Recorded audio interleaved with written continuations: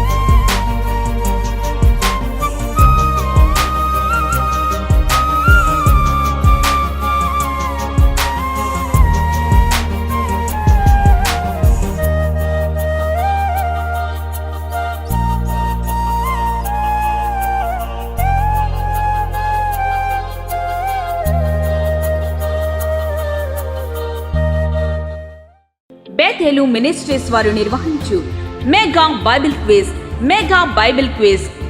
అంశం లూకాసు వార్త 24 అధ్యాయములు. మొదటి బహుమతి 20,000, రెండవ బహుమతి 10,000, మూడవ బహుమతి 5,000. క్విజ్ లో గెలుపొందిన వారికి సర్టిఫికేట్ ఇవ్వబడెను. పరీక్ష తేదీ 2024 జూన్ 25 మధ్యాహ్నం 2:30 నుండి సాయంత్రం 4 గంటల వరకు. పరీక్షా స్థలం Sri Gautami junior and degree కళాశాల నందు, పోలీస్ స్టేషన్ దగ్గర, తాళ్ళపూడి రోడ్, గోపాలపురం. గమనిక: పరీక్షకు హాజరయ్యేవారు పెన్, ప్యాడ్ తెచ్చుకోవలను. పరీక్షకు అరగంట ముందు పరీక్షా కేంద్రానికి చేరుకోగలరు. ఎంట్రీ ఫీజు 250 రూపాయలు మాత్రమే. రిజిస్ట్రేషన్ ఫీజు చెల్లించు ఆఖరి తేదీ June 20. Google Pay, PhonePe ద్వారా ఈ క్రింది ఇచ్చిన నెంబర్కు రిజిస్ట్రేషన్ ఫీజు చెల్లించి వాట్సాప్ నెంబర్కు స్క్రీన్ షాట్ పెట్టవలెను. బ్రదర్ ఎం శ్యామ్ గారు 9912548416. వివరముల కొరకు బ్రదర్ నెహమ్యా గారు 9392000273 మరియు 9392000274. శ్రేష్టమైన సమయంలో దైవ సందేశాన్ని మనం వినడానికి ఇష్టపడదాం. మంచిది. శ్రేష్టమైన సమయంలో మరి గత వారం ఏం ధ్యానం చేసాం? మదర్స్ డే గురించి ధ్యానం చేసామా? రైట్. అంతకుముందు ఏం ధ్యానం చేసాం? పరమగీత గ్రంథము 2వ అధ్యాయం మొట్టమొదటి వచనం, నేను షారోను పొలములో పూయు పుష్పము వంటి దానను. I'm the rose of Sharon. So పుష్పానుకున్న లక్షణాలు పరమగీత గ్రంథంలో షోలమ్మతి ఎవరికి సాదృశ్యం? సంఘానికి సాదృశ్యం. సో సంఘము యొక్క లక్షణాలు ఎలా ఉండాలి అనే విషయాన్ని ఇక్కడ రోజా పుష్పముతో పోల్చబడింది. ఏ పుష్పంతో? ఏమని చెప్పుకున్నాం? త్వరగా చెప్పండి. ఫస్ట్ ఆఫ్ ఆల్, రోజా అన్నిట్లో కూడా అందంగా ఉంటుంది. క్వీన్ ఆఫ్ ఆల్ ఫ్లవర్స్ అంటే అది పుష్పాలన్నిటిలో కూడా రాణి, అంటే అంత అందంగా ఉంటుంది. సో ఒక క్రైస్తవుడు, ఒక సంఘం ఎలా ఉండాలి అని అంటే ఆత్మ సంబంధమైన సౌందర్యాన్ని కలిగి ఉండాలి. రెండోది ఏంటి? అది ముళ్ళ మధ్యలో పెరుగుతుంది. ఎక్కడ పెరుగుతుందండి? క్రైస్తవుడు శ్రమల మధ్యలోనే వికసించాలి. అది రెండో విషయం. మూడోది ఏంటండి? యూనిటీ, అంటే ఐక్యత. అంటే ఎన్నో గులాబీ రేఖలు కలిస్తే ఒక పుష్పం అని అంటాం. ఎంతోమంది కలిస్తే ఒక సంఘం అని అంటాం. ఒక పుష్పంలో ఎన్ని గులాబీ రేఖలు కలిస్తే దాన్ని ఒకే పుష్పం అని ఎలా పిలుస్తామో, ఎన్నో వ్యక్తిత్వాలు, ఎన్నో కులాలు, విభిన్నమైన వాతావరణం నుంచి విభిన్న ప్రజలు ఒకే చోట కూడి వస్తే దాన్ని సంఘము అని అంటాం, సంఘాలు అని అనం. అంటే అది దేనికి సాదృశ్యం చెప్పాలా? ఐక్యతకు సాదృశ్యం. అయితే ఐక్యతను పాడు చేసి 3 విషయాలు చెప్పా, 3 ఆలు చెప్పాను. ఏంటి చెప్పండి? అహం, అసూయ, అతి. 3 చెప్పుకున్నాం. అహం, అసూయ, 3. సో ఐక్యతను పాడు చేసే గుణాలు ఇవి అని చెప్పుకున్నాం. సో 3 విషయాలు. ఫస్ట్ది ఏంటి అని అంటే అది భౌతికంగా అందంగా ఉంటుంది, మన ఆత్మ సంబంధమైన సౌందర్యాన్ని కలిగి ఉండాలి. రెండోది, అది ముళ్ళ మధ్యలో వికసిస్తుంది, క్రైస్తవులముగా మనం శ్రమల మధ్యలో వికసించాలి. మూడవది, సంఘములో ఐక్యత కలిగి ఉండాలి. ఏం కలిగి ఉండాలా? ఐక్యతను కలిగి ఉండాలి. 3 విషయాలు చెప్పాను. ఇప్పుడు 4వ విషయాన్ని ఈరోజు మనం ధ్యానం చేసుకుని మన సమయాన్ని మనం ముగించుకుంటాం. 4వది ఏంటంటే రోజా పుష్పం మనం టచ్ చేసినప్పుడు ఎలా ఉంటుంది? మెత్తగా ఉంటుందా, హార్డ్గా ఉంటుందా? మెత్తగా ఉంటుందా, అంతేనా? గట్టిగా ఉంటుందా కదా? సహజంగా మామూలుగా వివాహమైన కొత్తలో భార్యని అలా నిమురుతారు కదా, గులాబీతోనే కదండి, అంతేనా? మొలకంప తెచ్చి ఇలా అంటాడు ఎవడన్నా? గులాబీయే కదా. అంటే దేనికి సాదృశ్యం అంటే అది మెత్తగా ఉంటుంది. ఎలా ఉంటుంది అంటే మన ఆత్మీయంగా దాన్ని ఆలోచన చేస్తే క్రైస్తవుడు మెత్తని హృదయాన్ని కలిగి ఉండాలి. దాన్ని ఏమంటాం అని అంటే బైబిల్ పరిభాషలో సాత్వికము. ఏమంటాం చెప్పండి? పుష్పం టచ్ చేసిన ఎవరికైనా సరే అలా టచ్ చేస్తే అది సౌమ్యంగా ఉంటుంది, సాఫ్ట్గా ఉంటుంది. అంతే కదండి, గులాబీ ఇలా టచ్ చేస్తే ఎలా ఉంటుంది మనకి? సాఫ్ట్గా ఉంటుంది. అందుకే చూడండి, బర్త్డే టైంలో పిల్లలకి కొన్ని వీడియోస్ తీసినప్పుడు ఆ వాటర్లో ఏమేస్తారండి? ఎందుకనంటే అవి కొంచెం మీరు ఎప్పుడైనా చూడండి, ఆ వాటర్లు ఎప్పుడైనా మల్లెపూలు వేసినట్టు చూసారా? ఇంకేదైనా మందారం కానీ ఇంకే చాలా ఉంటాయి, లిల్లీ కానీ ఇంకేమన్నా వేస్తామా? ఏం వెయ్యం. దాంట్లో గులాబీ రేకులు మాత్రమే వేస్తాం. ఎందుకనంటే ఆ చంటి బిడ్డ శరీరం చాలా సాఫ్ట్గా ఉంటుంది. అందుకని గులాబీ రేకులు తగిలిన ఆ సున్నితమైన శరీరానికి ఏ ఇబ్బంది కలగదు. మీకు అర్థమవుతుందా? అందుకనే అవి గులాబీ రేకులు అంటే గులాబీ పుష్పము మెత్తగా ఉంటుంది. ఆత్మీయులుగా మనం నేర్చుకోవాల్సిన విషయం ఏంటంటే సంఘంలో కూడి వచ్చిన మనందరం కూడా సాత్వికాన్ని కలిగి ఉండాలి. ఏం కలిగి ఉండాలండి? ఒకసారి రండి, కొలసీలకు రాసిన పత్రిక ఒక మాట చదువుదాం. 3వ అధ్యాయము, కొలసీలకు రాసిన పత్రిక 3వ అధ్యాయము 12వ వాక్యం ఒకసారి చదవండి. కాగా దేవుని చేత ఏర్పరచబడిన వారును పరిశుద్ధులను ప్రియులునైన వారికి తగినట్లు జాలిగల మనస్సును, దయాళత్వమును, వినయమును, సాత్వికమును, దీర్ఘశాంతమును ధరించుకొనిడి. ఏం చెప్పారండి? చాలండి. ఏమనుందండి? ఏం కలిగి ఉండాలట? కలిగి ఉండాలి. సాత్వికమును కలిగి ఉండాలి. ధరించుకోమన్నాడు. ఏమన్నాడండి? అంటే సాత్వికాన్ని ఏం చేయాలా? రైట్. ఆ సాత్వికం అంటే ఏంటి? నా వైపు చూడండి, బైబిల్లో ఉండదు సాత్వికం అంటే. సాత్వికం అంటే ఏంటి అసలు?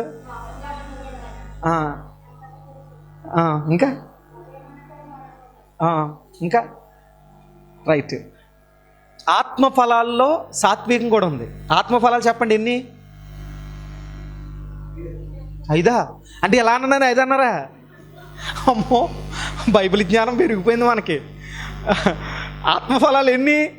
సండే స్కూల్ వాక్యాలండి ఇవి. ఆత్మఫలాలు 9. ఎన్ని చెప్పండి? ప్రేమ, సంతోషం, సమాధానము, సాత్వికము, ఆశానిగ్రహము, దీర్ఘశాంతము, దయాళత్వము, వీటిని మంచితనము, ఇవన్నీ ఏంటి? ఆత్మఫలాలు. అంటే ఒక వ్యక్తి ఆత్మీయంగా ఫలిస్తున్నాడా లేదా అని చెప్పడానికి ఈ ఫలాలు ఆ వ్యక్తి జీవితంలో ఉండాలట. ఆ వాటినే అపోస్తలుడైన పౌలు 9గా రాశాడు. ఎన్ని ఉన్నాయండి? దాంట్లో సాత్వికము అనేది కూడా రాయబడి ఉంది. ఏం రాయబడి ఉంది? సాత్వికము. అంటే ఒక మాటలో చెప్పాలంటే ఇక్కడ కొన్ని ఉన్నాయి కదా, జాలిగల మనసు, దయాళత్వం, ఆల్మోస్ట్ ఇవన్నీ కూడా దగ్గరగా సాత్వికానికి దగ్గరగా ఉంటాయి. ఎలా ఉంటాయి చెప్పండి? దగ్గరగా ఉంటాయి. అంటే సాత్వికము అంటే మెత్తని హృదయాన్ని కలిగి ఉండడం. మీకు అర్థమవుతుందా? తగ్గింపు స్వభావాన్ని కలిగి ఉండడం. మన సమాధానం కూడా కొంచెం సాఫ్ట్గా. ఇప్పుడు చూడండి, ఎవరైనా కొంచెం గట్టిగా మాట్లాడితే మరీ అంత హార్ష్గా చెప్తారేంటండి అంటాం కదా. అంటే హార్ష్గా అంటే ఏంటి? గట్టిగా. ఎలా చెప్పండి? అయితే క్రైస్తవుడి యొక్క సమాధానం ఎలా ఉండాలి అని అంటే కొంచెం సాత్వికముగా ఉండాలట. ఎలా ఉండాలండి? అయితే సాత్వికాన్ని ఏం చేయాలి? మనం ధరించుకోవాలి. ఏం చేయాలి అంటే ఒక ఆభరణాన్ని లేదా ఒక దుస్తులను మనం ఎలా ధరించుకుంటున్నామో సాత్వికాన్ని కూడా ఏం చేయాలి అంటే ప్రతి ఒక్క ఆత్మీయుడి జీవితంలో ఖచ్చితంగా సాత్వికాన్ని ధరించుకోవాలి. ఈ సాత్వికానికి నిలువెత్తిన దర్శనం ఎవరు? ప్రభు అయిన యేసుక్రీస్తు. సో ఆత్మీయ జీవితంలో కొన్నిసార్లు అంటే ఇది కూడా సందర్భానుసారంగా అప్లై చేసుకోవాలి. అది గుర్తుపెట్టుకోండి. అన్ని వేళలా మనం ఎలానే ఉండాలా అనేది కూడా కాదు. ఏ వాక్యమైనా గుర్తుపెట్టుకోండి, సందర్భానుసారంగా మనం తీసుకోవాలా. రెండోది, ఏ టైంలో అప్లై చేయాలో ఆ టైంలో అప్లై చేయాలి. కొంతమంది ఎక్కడదక్కడ అక్కడెక్కడ పెట్టి దరిద్రంగా ఉంటుంది. అర్థమైంది? ముఖ్య ఎక్కడ పెడితే ఎలా ఉంటుంది? ఎలా ఉంటుంది? అసహ్యంగా ఉంటుంది కదా. అలాగే వాక్యాన్ని కూడా ఎప్పుడు అప్లై చేయాలో, ఏ టైంలో అప్లై చేయాలో, ఎలా అప్లై చేయాలో అన్నీ కూడా డీటెయిల్డ్గా బైబిల్లో ఉన్నాయి లేదా? చెప్పాలి తొందరగా. ఉన్నాయి. ఓకేనా? సో విషయం ఏంటంటే సాత్వికము అనేది అంటే పుష్పానికి ఉన్న లక్షణం.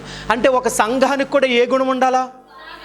అందుకే కదండి మన క్రైస్తవులు హింసించబడుతున్నా కానీ ఇంకా ఎదురు తిరగకుండా, కొట్లాటకు వెళ్లకుండా, ఇంకా అనేక మంది మతోన్మాదులు చేస్తున్న దాడులను కూడా తట్టుకుని వదక తేబడిన గొర్రె వలె మౌనంగా వెళ్ళిపోవట్లేదా? వెళ్ళిపోతున్నారా? కారణం ఏంటో తెలుసా?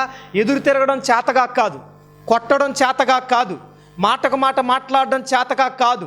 కానీ మన దేవుడు మనకు నేర్పిన సంస్కారం, ఆ సాత్వికం మనం అలవాటు చేసుకున్నాం గనుకనే ఆలోచించండి. ఒకవేళ క్రైస్తవులు కూడా ఇలాంటి సువార్త చేసినప్పుడు, ఎవరైనా దాడి చేసినప్పుడు ఎదురు తిరిగి కొట్లాటకి వెళ్తే ఏమవుతుంది? వాళ్ళు 10 మంది ఉంటే మనం 10 మంది ఉంటాం, వాళ్ళు 20 మంది ఉంటే మనం 20 మంది ఉంటాం, వాళ్ళ పర్సెంట్ ఎక్కువ ఉంటే మన పర్సెంట్ కూడా ఉంది. అవునా కాదా? కానీ ఎందుకు కొట్లాటకు వెళ్ళట్లేదు అని అంటే దేవుడు మనకు నేర్పిన ఆత్మఫలాల్లో ఒకటైన ఆ సాత్వికాన్ని మనం కూడా ఏం చేస్తున్నాం?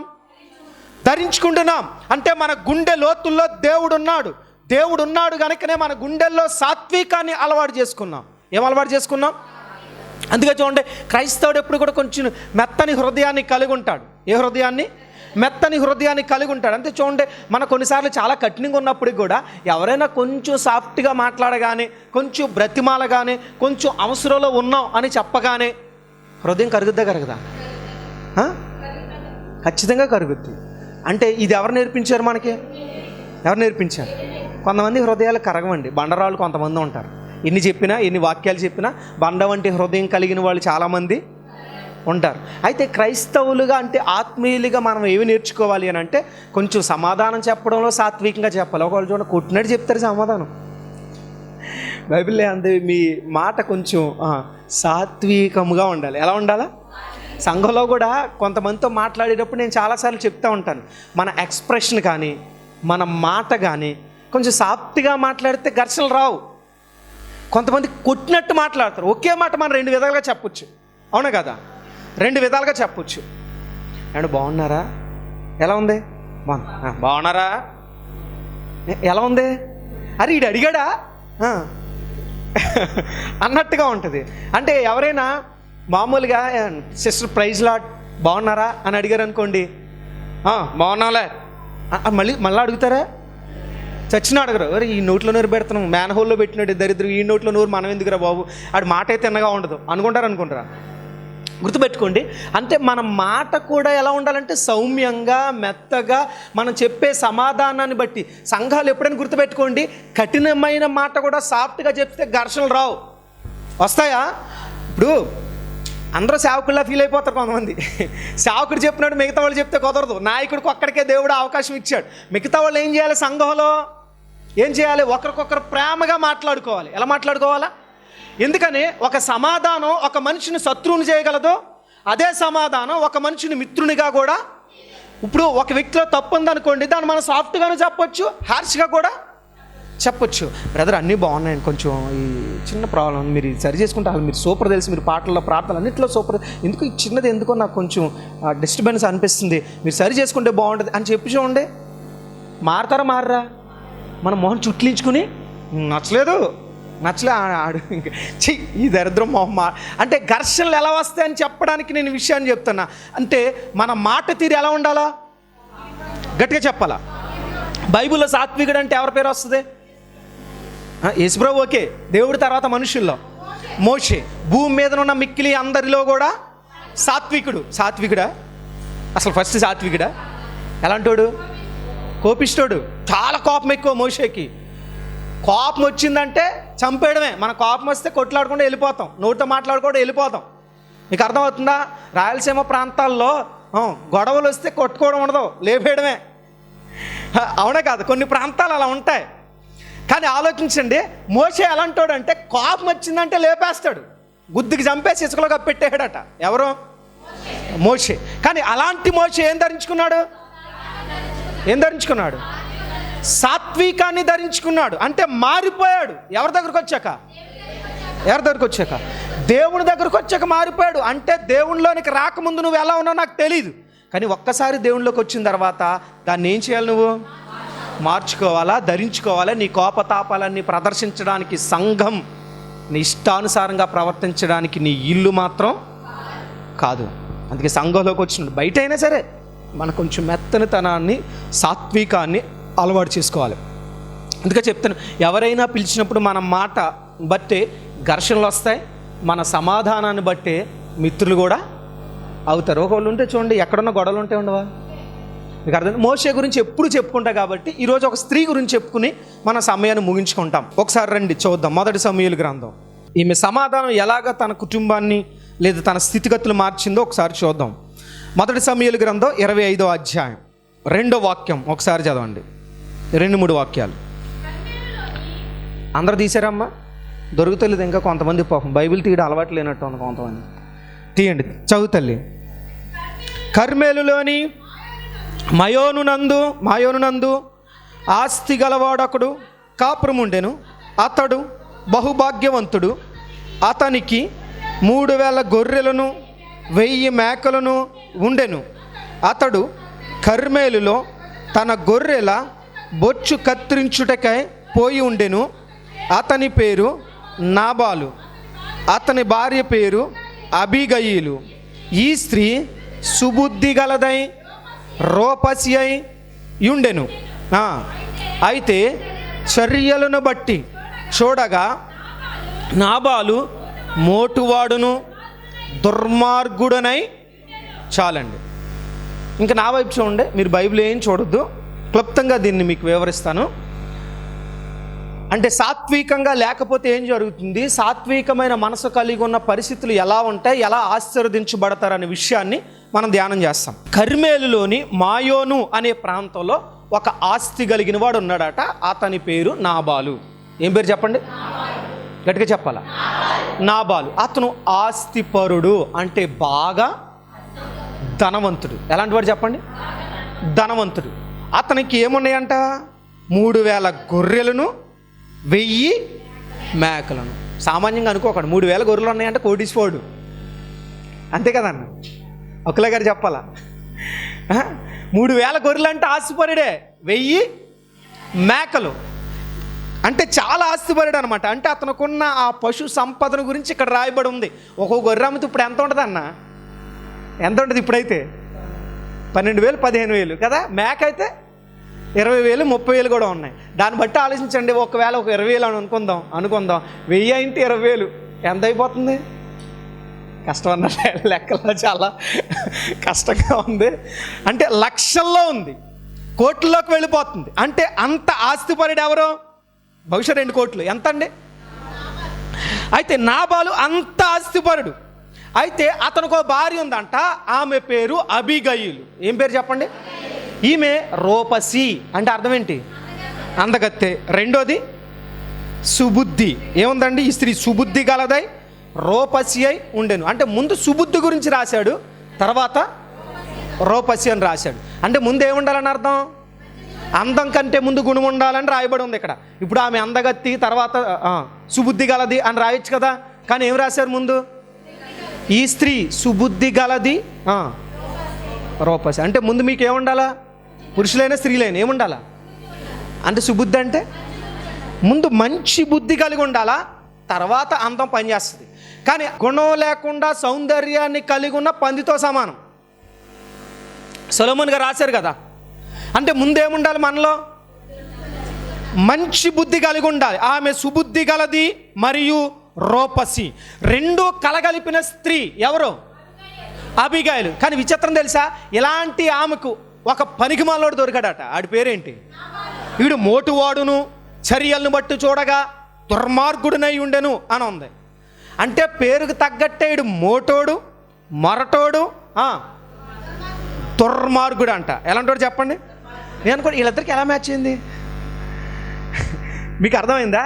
ఈమె చూస్తే అందంగా ఉంది, గుణం కలిగి ఉంది, మంచి ప్రవర్తన కలిగి ఉంది. వీడు చూస్తేనేమో మోటోడు, దుర్మార్గుడు. అర్థమవుతుందా? నేను అనుకుంటాను ఆస్తి కలిగినోడని తల్లిదండ్రులు చేస్తూ ఉంటారు. ఏముందని? ఆస్తి ఉందని చేసి ఉంటారు. లవ్ మ్యారేజ్ అయ్యి ఉంటుంది ఏంటి? ఎంత మూర్ఖుని ఎవరు లవ్ చేసి పెళ్లి చేసుకుంటారు? అంటే మేబీ తల్లిదండ్రులు ఏం చేశారు? ఆస్తి కోసం చేస్తుంటారు. భరిస్తుంది ఎవరిని? నాబాల్ని. గుర్తుపెట్టుకోండి, కొన్ని కొన్ని కుటుంబాల్లో భార్య మంచిగా ఉంటుంది, భర్త మాత్రం. ఒక కుటుంబంలో భర్త మంచోడు ఉంటాడు, పరమదరిద్రంగా ఉంటారు. సో క్వైట్ ఆపోజిట్ ఉంటాయి. మేబీ ఇద్దరు ఒకేలా ఉన్న కుటుంబాలు చాలా రేర్గా ఉంటాయి అనుకుంటాను. నేను అనుకుంటాను, ప్రభు మంచోళ్ళకి ఎందుకని కొన్నిసార్లు మంచోళ్ళని ఏవో ప్రభు అని ఆలోచించకుండా ప్రార్థన చేసినప్పుడు అప్పుడు దేవుడు నాకు అర్థం చేసుకున్నది ఏంటంటే, మంచోళ్ళకి మంచోడిని ఇస్తే చెడ్డోళ్ళని భరించేవాడాడు. అందుకని ఒక మంచోడికి ఇంకో చెడ్డోళ్ళని ఇస్తాడు దేవుడు, ఎందుకంటే వాళ్ళని భరించాలి కాబట్టి. ఇప్పుడు చెడ్డోళ్ళని భరించగలరా? ఎందుకని? ఇప్పుడు నాబాల్లాగే అబీగయలు కూడా మూర్ఖురాలనుకోండి, ఒక్క నిమిషం నీతో కాపురం చేయను అంటదందా? కాబట్టి ఈమె మంచిది, ఈడు పనికిమాలినోడు. పనికిమాలినోళ్ళని భరించే గుణవతి అయిన స్త్రీ అనమాట. ఎవరు? అబీగయలు. ఈ దినాన్ని కూడా చాలా కుటుంబాలు ఆలోచించండి, 100కి 99% అనుభవిస్తూ తప్పక కాపురాలు చేసే కుటుంబాలు ఉన్నాయంటే అతిశయోక్తి కాదేమో. నిజమా కాదా? ఇప్పుడు అందరూ మనస్ఫూర్తిగానే కాపురాలు చేసే కుటుంబాలు ఉన్నాయా? ఆలోచించండి. అంటే ఏంటి? చేసుకున్నాం కదండి, తప్పదు అని భరించేవాళ్ళే ఎక్కువ. ఎవరిలాగా? అబీగయీల్లాగా. ఆడే మోటోడు, దుర్మార్గుడు. అసలు వాళ్ళు ఎక్కడ మంచితనం అనేదే లేదు. మంచితనం లేని ఆ వ్యక్తితో ఈమె సుబుద్ధి కలిగినది కనుక ఏం చేస్తుంది? నేనేమనుకుంటానంటే, దరిద్రులను భరించే స్త్రీలు అందరూ సుబుద్ధి కలిగిన వాళ్ళే, దరిద్రులు కలిగిన భార్యలను భరించే వాళ్ళు కూడా సుబుద్ధి కలిగిన పురుషులే. అవునా కాదా? 2 క్యాడర్లు ఉంటాయి. ఇప్పుడు వీళ్ళది అదే కోవకి చెందింది. ఒకళ్ళు మంచోళ్ళు అయితే, అందుకే లోకంలో కూడా అంటారండి, మంచోళ్ళకి ఎప్పుడు భలే చెప్పారండి, ఎక్స్పీరియన్స్. కానీ రేర్గా జరుగుతాయి కదా. అంటే అందరూ అలా ఉంటారని కాదు, పర్సంటేజ్ చాలా 1%, 2% మేబీ ఉంటుందేమో. మిగతా 98 లేదా 99% కూడా మ్యాక్సిమం ఆపోజిట్లో దొరుకుతారు. నిజమే కదా? అందుకని ఈయన ఎలా చేసుకున్నామమ్మా అంటారు కదా కొన్ని సందర్భాలు మన దగ్గరికి వచ్చి. ఈవిని ఎలా చేసుకున్నారండి మీరు అంటారనరా? అంటే ఎందుకు ఇలాంటి వస్తువు ఉంటాయంటే, నేను అనుకుంటాను, నేను గమనించుకున్నది కూడా, మీ చుట్టుపక్కల కూడా సమాజాల్లో ఎక్కువ మంది ఇలా భరించుకునే వాళ్ళు లేరా? వాళ్ళే ఉన్నారు కదా. ఆలోచించండి. సరే, ఇలా ఉన్న సందర్భాల్లో ఆమంటే భరిస్తుంది. అయితే ఈయన పని ఏంటంటే, చాలా గొర్రెలు ఉన్నాయి కనుక గొర్రె బొచ్చు కత్తిరించే సమయం వచ్చింది. గొర్రె బొత్తు కత్తిరించడానికి కొంతమంది మనుషులు పెట్టుకున్నాడు. అది కత్తిరిస్తే చాలా కోట్ల రూపాయలు వస్తుందండి. అంటే మన సైడ్ ఉన్న గొర్రెలు కాదు ఇవి. ఇప్పుడు మన స్వెటర్స్ వేసుకుంటాం కదా, అవన్నీ కూడా దీంతో తయారవుతాయి. అంటే ప్రతి సంవత్సరం దాన్ని కత్తిరిస్తే కొన్ని కోట్ల రూపాయల ఆస్తి అదే. అలాంటి సమయం వచ్చింది. కొంతమంది మనుషులు పెట్టారు. కర్మేలు ప్రాంతంలో ఇది జరుగుతుంది. ఈ విషయం ఎవరికి వినబడిందంటే, దావీదు గారికి వినబడింది. ఎవరికి వినబడిందండి? ఎందుకంటే అప్పుడు జరిగిన సిచ్యువేషన్ ఏంటంటే, సౌలు దావీదును తరుముతున్నాడు. ఏం చేస్తున్నాడు? అతను తప్పించుకుంటా పారిపోతున్న సందర్భాల్లో అతను ఎక్కడో చోట దాక్కున్నాడు. తనతో పాటు కొంతమంది మనుషులు ఉన్నారు. ఇప్పుడు అక్కడ వండి పెట్టడానికి ఎవరైనా ఉంటారా? కూడా ఆస్తి తెచ్చుకోవడానికి, ఆహార పదార్థాలు తెచ్చుకోవడానికి పారిపోయేవాడు ఎలా మోసుకెళ్తాడు? లేదు కదా. అయితే ఈ విషయం విన్నప్పుడు ఏం చేశారంటే, దావీదు కొంతమంది మనుషులు పంపించారే, మనం నాబాలు యొక్క గొర్రెలు కానీ మేకలు కానీ అరణ్య ప్రాంతాల కర్మేల దగ్గర ఉన్నప్పుడు మనం చుట్టూ సెక్యూరిటీ ఫోర్స్ లాగా ఉన్నాం. సింహాలను కానీ, తోడేళ్ళని కానీ, నక్కలను కానీ, దొంగలను కానీ రాకుండా మనం కాపాడాం. కాబట్టి ఆ మేలు నాబాలు గుర్తుపెట్టుకుంటాడరా, మీరు వెళ్ళి మన కోసం, మన జనాంగం అంతటి కోసం కొంచెం ఆహారాన్ని, మాంసాన్ని పంపించమని చెప్పి, కొన్ని రొట్టెలు పంపించమని చెప్పి ఇమ్మన్నారు దావీదు గారు అని చెప్పి వెళ్ళి అడిగిరండి రా అన్నాడు. అంటే ఈ పనోళ్ళు వెళ్ళారు, కింద పనిచేస్తున్న సైనికులు వెళ్ళారు, నాబాల్ దగ్గరికి వెళ్ళారు. నాబాల్ దగ్గరికి వెళ్ళి, అయ్యా ఇలాగా యెషై కుమారుడైన దావీదు గారు మీ దగ్గర పంపించారయ్యా, మీరు ఇక్కడికి వచ్చి గొర్రెలు బొచ్చి కత్తిరిస్తున్నారని ఆయన విన్నారు. వీళ్ళందరికీ భోజనం సిద్ధపరుస్తున్నారు కదా, మా వాళ్ళందరూ ఆకలితో ఉన్నారు, అందుకని కొంచెం ఆహారం ఇమ్మని, కొన్ని రొట్టెలు, కొంచెం మాంసం, కొంచెం ద్రాక్షారసం పంపించమని మరి మా రాజుగారు, అదే మా నాయకుడైన దావీదు గారు పంపించారయ్యా. ఎందుకనంటే మేము మీ మధ్యలో ఉన్నంతసేపు మీకు చాలా మేలు చేసాం, మా వల్ల కీడు జరగలేదు, మీకు మీ ఆస్తి కూడా మేలే జరిగింది. ఎందుకని అరణ్య మార్గంలో ఒకవేళ గొర్రెలను ఎత్తుకుపోవడానికి తోడేలు సిద్ధంగా ఉంటాయి, సింహాలు సిద్ధంగా ఉంటాయి, నక్కలు సిద్ధంగా ఉంటాయి. కొంతమంది మనుషులు వాటిని ఏం చేస్తారు? దొంగిలించడానికి కూడా ఆస్కారం ఉంది. కానీ వీళ్ళు అరణ్యంలో ఉన్నారు కదా, ఆ గొర్రెల చుట్టూ రౌండ్గా పడుకునేవారట. ఎవరు? ఎవరు? అతని సైన్యం. అందుకని ఆ కృతజ్ఞత మీకుంటే కొంచెం ఆహారాన్ని ఇవ్వండి అయ్యా అని దావీదు గారు పంపించారు అని అంటే, కావాలంటే ఒకవేళ మేము ఏం చేసాము, యజమానుడిగా మీరైతే అక్కడ లేరు కానీ మీ పనులు కొంచెం అడిగి తెలుసుకోండి అయ్యా అని అంటే, నాబాలు మరి ఎలాంటి వాడు? మోటోడు, మొరటోడు, దుర్మార్గుడు. మంచి ఎక్కడ నచ్చుద్ది? ఏమన్నాడు? వాస్తవానికి ఏమనాలి? అవునా, నిజంగా ఇప్పటి వరకు దావీదు గారి గురించి ఒకవేళ నాకు తెలియకపోవచ్చు, మీరు చేసిన మేలు కూడా తెలియకపోవచ్చు. ఒరే పనులు వెళ్ళరండ్రా, ఏంటి వీళ్ళు చెప్పేది నిజమా కాదా అని ఎంక్వైరీ చేయాలి కదా, చేయవద్దా? బేతేలు మినిస్ట్రీస్ వారు నిర్వహించు mega Bible quiz. Mega Bible quiz అంశం లూకాసు వార్త 24 అధ్యాయములు. మొదటి బహుమతి 20,000, రెండవ బహుమతి 10,000, మూడవ బహుమతి 5,000. క్విజ్ లో గెలుపొందిన వారికి సర్టిఫికేట్ ఇవ్వబడెను. పరీక్ష తేదీ 2024 జూన్ 25 మధ్యాహ్నం 2:30 నుండి సాయంత్రం 4 గంటల వరకు. పరీక్షా స్థలం Sri Gautami junior and degree కళాశాల నందు, పోలీస్ స్టేషన్ దగ్గర, తాళ్ళపూడి రోడ్, గోపాలపురం. గమనిక: పరీక్షకు హాజరయ్యేవారు పెన్, ప్యాడ్ తెచ్చుకోవలను. పరీక్షకు అరగంట ముందు పరీక్షా కేంద్రానికి చేరుకోగలరు. ఎంట్రీ ఫీజు 250 రూపాయలు మాత్రమే. రిజిస్ట్రేషన్ ఫీజు చెల్లించు ఆఖరి తేదీ June 20. Google Pay, PhonePe ద్వారా ఈ క్రింది ఇచ్చిన నెంబర్కు రిజిస్ట్రేషన్ ఫీజు చెల్లించి వాట్సాప్ నెంబర్కు స్క్రీన్ షాట్ పెట్టవలెను. బ్రదర్ ఎం శ్యామ్ గారు 9912548416. వివరముల కొరకు బ్రదర్ నెహమ్యా గారు 9392000273 మరియు 9392000274. ఈ యొక్క ఆధ్యాత్మిక కార్యక్రమంలో ఈ వాక్యం ద్వారా మీరు బలపడినట్లయితే ఈ కార్యక్రమాన్ని ప్రోత్సహించండి, బలపరచండి. అలాగే మీ సమస్యలు ఏమైనా తెలియచేయాలి అని ఆశపడితే ఈ స్క్రీన్పై స్క్రోల్ అవుతున్న నెంబర్లకు మీరు కాల్ చేయండి. అలాగే మీ ప్రార్థన అవసరాల కొరకు ప్రేయర్ చేయడానికి సేవకుడిగా నేను ఇప్పుడు సిద్ధంగా ఉన్నాను. అలాగే నా వర్తమానాలు మీ ప్రాంతాల్లో వినబడాలి అని ఆశపడితే ఎవరైనా సరే దైవ సేవకులు కానీ మరి ఎవరైనా ఈ స్క్రీన్పై కనబడుతున్న ఈ నెంబర్లకు మీరు కాల్ చేయొచ్చు అని ప్రభు పేరిట తెలియజేస్తున్నాను. అలాగే నా వర్తమానాలు మీరు ఇంకా వీక్షించాలి అని ఆశపడితే బ్రో ఎం శ్యామ్ అనే యూట్యూబ్ ఛానల్ ద్వారా కూడా నా వర్తమానాలు అనేకమైన యూట్యూబ్లో ఉన్నాయి కనుక వాటిని కూడా మీరు వీక్షించి ప్రభు యొక్క దీవెనలు పొందుకోవాలని, ఆధ్యాత్మికంగా బలపడాలని ప్రభు పక్షాన తెలియజేస్తున్నాను. ఈ దీన సేవకుడి కొరకు, ఈ దీన పరిచయం కొరకు మీ యొక్క అనుదిన ప్రార్థనలో జ్ఞాపకం చేసుకోవాలని ప్రభు పేరిట మీ అందరినీ కూడా తెలియజేస్తున్నాం. God bless you, God bless you all. దేవుడు మిమ్మల్ని దీవించునుగాక. ఆమేన్. మా అడ్రస్ బేతేలు ప్రార్థనా మందిరం, ఇందిరా కాలనీ, జీడిపిక్కల ఫ్యాక్టరీ ఎదురుగా, దొండపూడి రోడ్, గోపాలపురం.